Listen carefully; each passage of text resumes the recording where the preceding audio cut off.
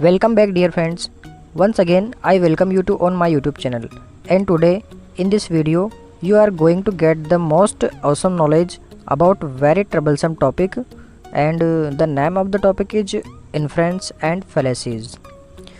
तो आइए दोस्तों शुरू करते हैं इन्फ्रेंस एंड फैलेसीज। दोस्तों इस टॉपिक को पूरा अच्छे से समझने के लिए हमें सबसे पहले इस टॉपिक में आने वाले दो सबसे इम्पॉर्टेंट शब्दों का मतलब समझना होगा, और वो दो शब्द हैं इन्फ्रेंस और फैलेसी। दोस्तों मैक्सिमम स्टूडेंट्स ऐसा समझते हैं कि इन दोनों शब्दों का मतलब और अर्थ एक ही होता है। कहने का मतलब कुछ स्टूडेंट्स ऐसा समझते हैं कि इन्फ्रेंस और फैलेसी दोनों एक ही है या दोनों का मतलब एक ही होता है, जबकि ऐसा बिल्कुल नहीं है। एक्चुअली ये दोनों एक ही टॉपिक में पढ़े जाते हैं, या ऐसा कहें कि ये दोनों मिलकर के एक टॉपिक बनाते हैं, और ये दोनों किसी कंडीशन से एक साथ जुड़े हो सकते हैं, लेकिन इन दोनों का अर्थ और मतलब टोटली डिफरेंट होता है। तो आइए दोस्तों ये सारे पॉइंट्स हम इन दोनों का मीनिंग समझकर और बेहतर तरीके से क्लियर करते हैं। तो दोस्तों सबसे पहले फैलेसी को समझते हैं। फैलेसी का मतलब होता है गलतफहमी, मिसकंसेप्शन, या ऐसे कहें कि कोई भ्रम हो जाना, कोई इल्यूजन हो जाना।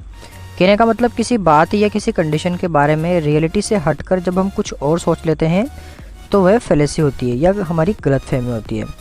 अब दोस्तों होता क्या है कि अगर हमें किसी व्यक्ति या किसी बात को लेकर कोई गलतफहमी होती है तो डेफिनेटली हमारी गलत सोच जो है उसका रिज़ल्ट या कंक्लूज़न भी गलत ही होगा, और इसी गलत सोच या गलत अनुमान की वजह से अपने मन से किसी कंक्लूज़न या निष्कर्ष पर पहुंच जाना इन्फ्रेंस कहलाता है। दोस्तों इसको शॉर्ट एंड सिंपल तरीके से ऐसे भी समझ सकते हैं। फैलेसी का मतलब होता है गलतफहमी, और इन्फ्रेंस का मतलब होता है उस गलतफहमी की वजह से गलत रिज़ल्ट या परिणाम पर पहुंच जाना, मतलब कि उस गलतफहमी की वजह से कोई गलत बात सोच लेना। तो चलिए दोस्तों यहाँ पर मैं एक स्टोरी की हेल्प लेकर आपका कन्फ्यूज़न दूर करने जा रहा हूँ। मान लीजिए दोस्तों एक खाली मकान है और उस मकान में बिजली चले जाने की वजह से अंधेरा हो गया है। एक व्यक्ति दूर से खड़ा होकर ये सब देख रहा है। अब कुछ देर में अचानक से बिजली आती है और पूरे घर में फिर से रोशनी हो जाती है।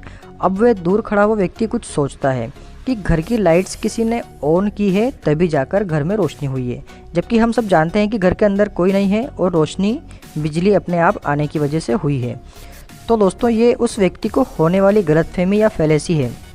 अब आगे इस गलतफहमी की वजह से वो व्यक्ति सोचता है कि घर के अंदर ज़रूर कोई ना कोई है जिसने इस लाइट को ऑन किया है, मतलब अचानक से रोशनी होने की गलतफहमी या फैलेसी की वजह से मकान के अंदर किसी के होने का गलत अनुमान लगाना, ये इन्फ्रेंस है। तो दोस्तों इस पूरी स्टोरी को हम शॉर्टली ऐसे समझते हैं कि मकान में किसी के द्वारा रोशनी की गई, ये तो हो गई हमारी फैलेसी या गलतफहमी।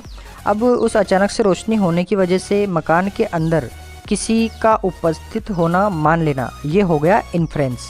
तो दोस्तों इस प्रकार से हमने बहुत अच्छे से इन्फ्रेंस और फैलेसी को समझ लिया है कि ये वास्तव में होते क्या हैं, और इनको अच्छे से समझना आगे आने वाले एग्जाम्पल्स को सॉल्व करने के लिए बेहद ज़्यादा ज़रूरी था। तो दोस्तों अब आगे बढ़ते हुए हम पढ़ने जा रहे हैं ऐसे फैक्ट्स और ऐसे स्पेशल पॉइंट्स जिनके नॉलेज के बिना हम इस टॉपिक के एग्जाम्पल्स को सॉल्व नहीं कर पाएंगे। यहाँ पर मैं एक एक पॉइंट को एक्सप्लेन के साथ समझाकर आगे बढ़ता रहूँगा, आप मेरे साथ बने रहें। तो दोस्तों हमारा सबसे पहला पॉइंट है, it is a mistaken belief which is based on our previous knowledge and facts. दोस्तों इसका मतलब होता है कि फैलेसी किसी गलतफहमी की वजह से होने वाला गलत विश्वास है, जो कि हमारे प्रीवियस नॉलेज या पूर्व ज्ञान पर डिपेंड करता है। मतलब हमें जो भी गलतफहमी होती है उसकी वजह हमारा पूर्व ज्ञान ही होता है। तो आगे बढ़ते हैं और उसका सेकंड पॉइंट देखते हैं, inference is a part of literature. मतलब इन्फ्रेंस जो होता है वो लिटरेचर का ही एक हिस्सा है। उसके बाद आगे बढ़ते हैं और यहाँ पर थर्ड पॉइंट दिया हुआ है, we find some clues in the given text to make a conclusion. इसका मतलब ये होता है कि हमें निष्कर्ष निकालने के लिए या इन्फ्रेंस बनाने के लिए दिए गए एग्जाम्पल में कुछ संकेत या सुराग मिलते हैं जिनकी सहायता से हम अनुमान लगा सकते हैं। इसके बाद नेक्स्ट पॉइंट है, it is a formal form of conclusion while gas is informal because inference is depend on evidence. दोस्तों इसका मतलब ये है कि इन्फ्रेंस जो होता है वो कोई निष्कर्ष निकालने का औपचारिक या फॉर्मल तरीका होता है, मतलब जिसमें नियमों को ध्यान में रखा जाए या जिसके लिए किसी सबूत का होना आवश्यक हो। जबकि किसी गैस या अनुमान की बात की जाए तो वह अनौपचारिक या इनफॉर्मल होता है, क्योंकि अनुमान हम हमारे मन से लगाते हैं बिना किसी रूल और एविडेंस की सहायता के। इसके बाद नेक्स्ट पॉइंट देखते हैं, inference is forming by using hidden and indirect knowledge और information about the topic and the text. दोस्तों इसका मतलब ये है कि दिए गए एग्जाम्पल और टेक्स्ट मैटर में छिपे हुए इनडायरेक्ट नॉलेज और जानकारी की मदद लेकर ही हम इन्फ्रेंस तक पहुंच पाते हैं। कहने का मतलब ऐसे इन्फॉर्मेशन जो हमें डायरेक्टली एग्जाम्पल में पढ़कर नहीं मिल सकती है, उसके लिए हमें एग्जाम्पल में कही जाने वाली किसी भी बात को डीपली समझना होता है, तभी जाकर के हम करेक्ट इन्फ्रेंस तक पहुंच पाते हैं। उसके बाद नेक्स्ट पॉइंट देखते हैं, we may reach to the conclusion by using examples, facts and other informations from the passage and our prior knowledge. इसका मतलब ये होता है दोस्तों कि हम पैसेज में दिए गए एग्जाम्पल्स, फैक्ट्स और कोई अन्य जानकारी जो हमें पैसेज से मिल सकती है और इसी के साथ में हमारे प्रीवियस नॉलेज या कोई पूर्व जानकारी, उसकी हेल्प लेकर हम निष्कर्ष पर पहुंच सकते हैं। उसके बाद आगे बढ़ते हैं, नेक्स्ट पॉइंट की बात करते हैं, never ignore the available information in making inference. दोस्तों इसका मतलब ये है कि हमें एग्जाम्पल या पैसेज में दी जाने वाली इन्फॉर्मेशन या जानकारी की हेल्प लेकर ही इन्फ्रेंस तक पहुंचना है। ऐसा नहीं कि हम दी जाने वाली सारी जानकारी को इग्नोर कर दें और हमारे मन से जो हमें सूटेबल लगे उसको अपना आंसर बना लें। ऐसी कंडीशन में आपका आंसर गलत होने के बहुत ज़्यादा चांस होते हैं। इसके बाद दोस्तों इस टॉपिक को सॉल्व करने का ये सबसे इम्पोर्टेंट और लास्ट पॉइंट हमारे सामने है, don't simply accept the first inference that comes to your mind, instead of it consider all of the facts of the case and all possible explanations.